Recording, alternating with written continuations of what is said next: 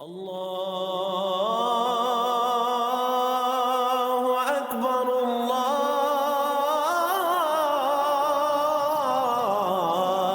اکبر۔ اعوذ باللہ من الشیطان الرجیم، بسم اللہ الرحمن الرحیم۔ فکر اقبال میں تمام ساتھیوں کو خوش آمدید کہتا ہوں۔ جو عشق کی تعلیم ہے، جو فناح کی تعلیم ہے، اس کا جو سپریم لیول ہے وہ ہے توفیق الہی اور طفل نوری کا، اور طفل نوری کا جو سپریم لیول ہے وہ ہے کعبہ قوسین کا مقام۔ جو کعبہ قوسین کے مقام پر پہنچ جاتا ہے وہ کیا ہوتا ہے؟ خدا بھی نہیں، جدا بھی نہیں۔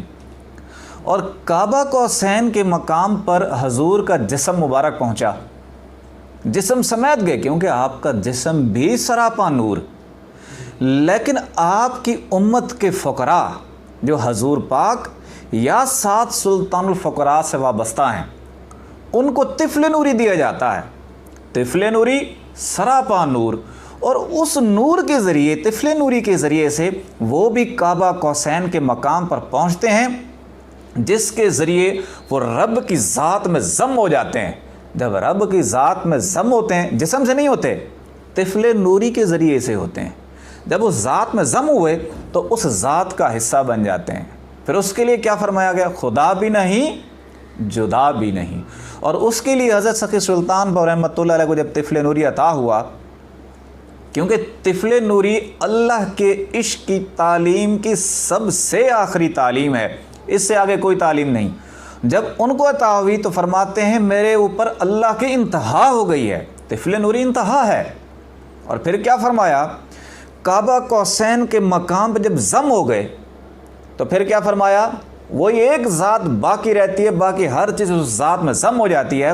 تو فرمایا باہو ہو رب کی عین ذات ہے، رب کا نام تو اللہ ہے، ذات اس کی ہو ہے۔ اور اس وجہ سے حضرت سخی سلطان باہو رحمۃ اللہ علیہ کی تصانیف اٹھائیں تو لکھا ہوتا ہے فنا فی العین ذات ہو کی ذات میں جو ذات فنا ہوئی وہ حضرت سخی سلطان باہو رحمۃ اللہ علیہ۔ تو کیا فرماتے ہیں؟ باہو ہول تے ہو باہو ال، اس وچ فرق نہ جانی ہو، یعنی کہ اس ذات کے اندر ضم ہو کے اس ذات کا حصہ بن گئے ہیں۔ یہ باطن کی فقر کی تعلیم ہے۔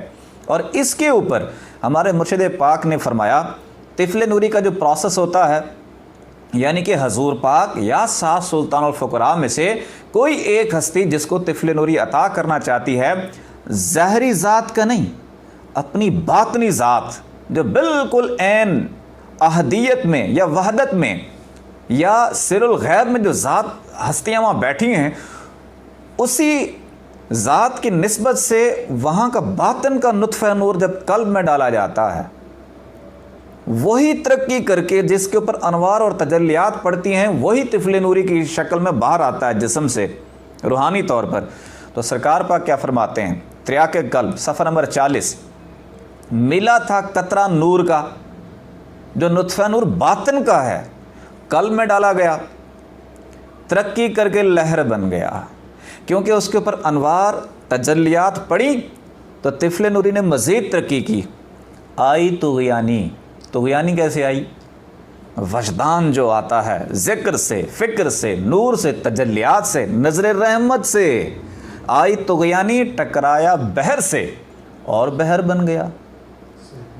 آئی طغیانی، ٹکرایا بحر سے۔ ٹکرایا بحر سے کیا مراد ہے؟ بیسکلی یہ وہی کعبہ قوسین کا مقام ہے جہاں پہ رب کی ذات کے سامنے ضم ہو جاتا ہے۔ تو آئی طغیانی، ٹکرایا بحر سے، قطرہ تھا سمندر سے ٹکرایا اور سمندر کا حصہ بن گیا۔ اب وہ قطرہ نہیں رہا بلکہ سمندر کا حصہ بن گیا ہے۔ بندہ نہیں رہا، بندہ نواز بن گیا ہے۔ غریب نہ رہا، غریب نواز بن گیا۔ خدا تو نہ ہوا، خدا سے جدا بھی نہ ہوا، کیونکہ طفل نوری اس مقام پر جاتا ہے۔ طفل نوری کا سٹیٹس ہی دیدار الہی ہے۔ طفل نوری اللہ کے روبرو رہتا ہے۔ طفل نوری کعبہ قوسین کے مقام پہ جاتا ہے۔ آئی طغیانی، ٹکرایا بحر سے اور بحر بن گیا۔